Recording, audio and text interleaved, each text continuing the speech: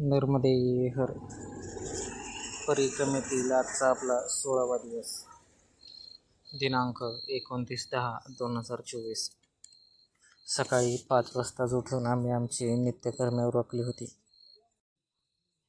साधारण 6:30 वाजता आम्ही आमचे प्रस्थानाला सुरुवात केली. ते डेमच्या बोलजी पावरा यांच्या घरी चहाच्या प्रसादीचा स्वीकार करून बऱ्याच दिवसांनी आज लालपरी दिसली होती. यावरून असा अंदाजा लावू शकतो की हा भाग बऱ्यापैकी महाराष्ट्राशी कनेक्टेड असावा. थोडा वेळ चालून झाल्यानंतर एक डोंगरही लागला. जसजसा आम्ही डोंगर चढत होतो तसतसा सूर्य महाराजही डोंगरावरून वर येत होते. सकाळचे कोवळे ऊन असल्यामुळे उन्हाच्या झळा एवढ्या जाणवत नव्हत्या. आम्ही झपाझप पावले टाकत पुढे सरकत होतो. आजचा पुढील आश्रम हे साधारण बोरी ते धडगाव हे अंतर आम्हाला गाठायचे होते. हे अंतर साधारण 20 ते 22 किलोमीटर एवढे असावे. त्या दृष्टीने आमची पावले झपाझप पडत होती आणि वाटेमध्ये कुठले आश्रम नसल्यामुळे बालभोगाचा तर प्रश्नच नव्हता. त्यामुळे आम्ही आमची पावले झपाझप टाकत होतो.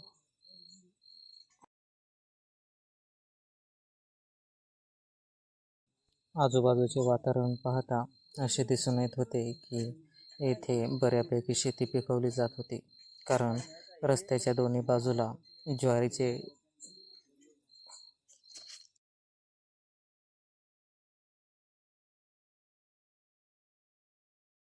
उभे पीक पाहायला मिळत होते आणि येथील घरेसुद्धा चांगल्या बऱ्यापैकी पक्की होती. यावरून यांचे राहणीमान हे चांगलेच असावे असा अंदाजा येत होता.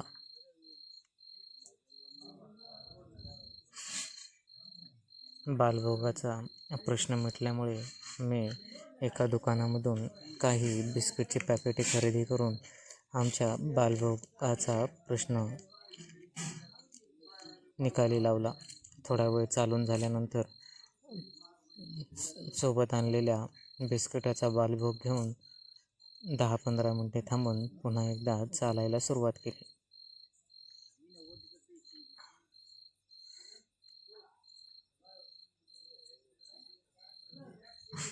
साधारण अर्ध्या तासाच्या चालीनंतर आम्ही राजबर्डी येथे पोहोचलो.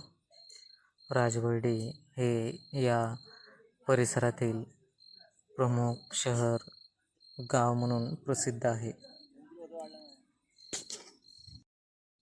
राजबर्डी हे या परिसरातील बऱ्याचपैकी नावाजलेले गाव होते. येथील परिसरही चांगल्यापैकी सुधारित असल्याचा दिसत होता. पक्की घरं आणि पुढे पाहता चांगल्या सुव्यवस्थित असलेली घरे आणि राहणीमानसुद्धा चांगल्यापैकी दिसत होते. हे पाहत पाहत आम्ही राजबर्डी क्रॉस केली. पुन्हा थोडा वेळ विश्रांती घेऊन चालावयास सुरुवात केली, कारण आम्हाला बरेच अंतर गाठायचे होते. आतापर्यंत आम्ही साधारण 8 ते 9 किलोमीटर अंतर कापले होते आणि सकाळचे 9 वाजले होते.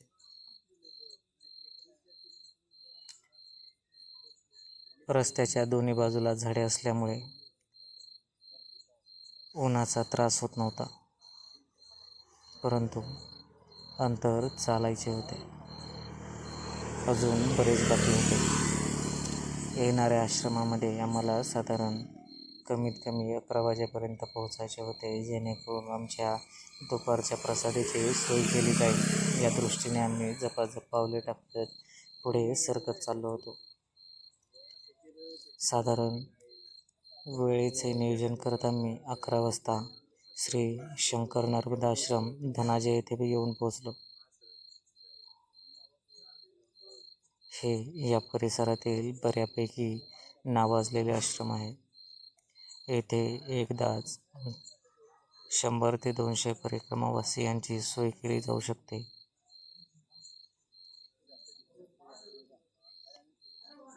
हे आश्रम धडगावपासून साधारण 2.5 किलोमीटर पहिले पडते आणि इतर बाजूने येणाऱ्या प्रत्येक परिक्रमावासियांना हे आश्रम लागतेच लागते.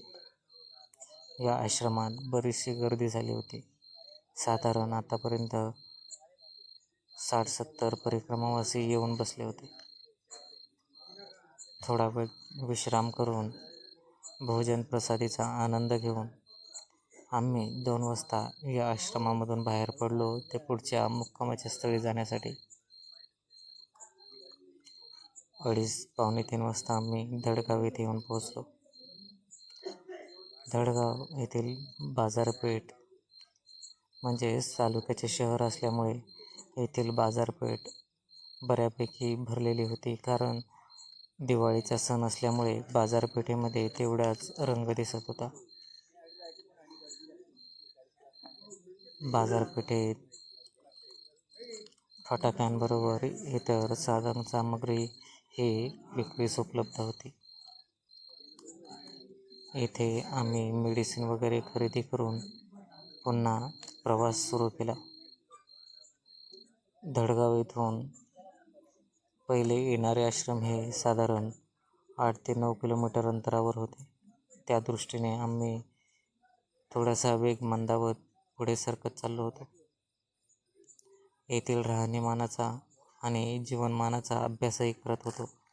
त्यासोबत मैयाचे नामस्मरणही होते. 3:55 वीर बजरंगबली भुजगाव या आश्रमामध्ये येऊन ठेपलो. हे आश्रम लहान होते. त्याप्रमाणे पाठीमागून येणाऱ्या परिक्रमावासियांचे येथे राहण्याची व्यवस्था होणार नाही हे पाहून आम्ही पुढे जाण्याचा निर्णय घेतला. पुढचे आश्रम हे 5 ते 6 किलोमीटर अंतरावर होते. आम्ही पुढे जाण्याचा निर्णय घेऊन एका शॉर्टकटने खाली उतरलो, ज्याच्यामुळे आमचा जवळजवळ अर्धा तास वाचला होता. 3 किलोमीटर चालायचे वाचले होते. शॉर्टकट घेऊन आम्ही 10 ते 15 मिनिटांमध्ये हे अंतर कापले आणि पुन्हा रोडशी संलग्न झालो. चालत चालत कुंडाळ या गावी देखील एक अन्नक्षेत्र होते. तेथे बऱ्यापैकी गर्दी झालेली होती. त्यामुळे आम्ही तेथे न थांबण्याचा निर्णय घेऊन पुढे जाण्याचा निर्णय घेतला. या ठिकाणी पोहोचलो त्यावेळी सायंकाळचे 5 वाजले होते. मन तर करत नव्हते की पुढे जावे, परंतु येथे गर्दी पाहून आम्ही पुढे जाण्याचा निर्णय घेतला. पुढचे आश्रम हे 3 किलोमीटर अंतरावर होते.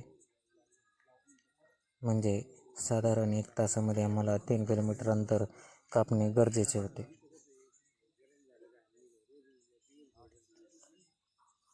आणि आम्ही पूर्णतः थकलेलो होतो.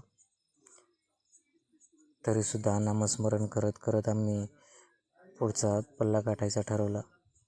शेवटी आम्ही ज्यावेळेस नर्मदा आश्रम येथे खुंटामाडी येथे पोहोचलो त्यावेळेस साधारण 6:15 वाजले होते. 6:15 वाजता पोहोचल्यानंतर येथे असलेल्या हँडपंपवर जाऊन हातपाय धुवून आम्ही आमचे नित्यकर्म उरकले. नित्यकर्म उरकून झाल्यानंतर साधारण 8 वाजता रात्रीच्या भोजन प्रसादीचा आनंद घेत अंथरुणावर पडलो. आपल्या सर्व दर्शकांना दिवाळीच्या हार्दिक शुभेच्छा. नर्मदे हर.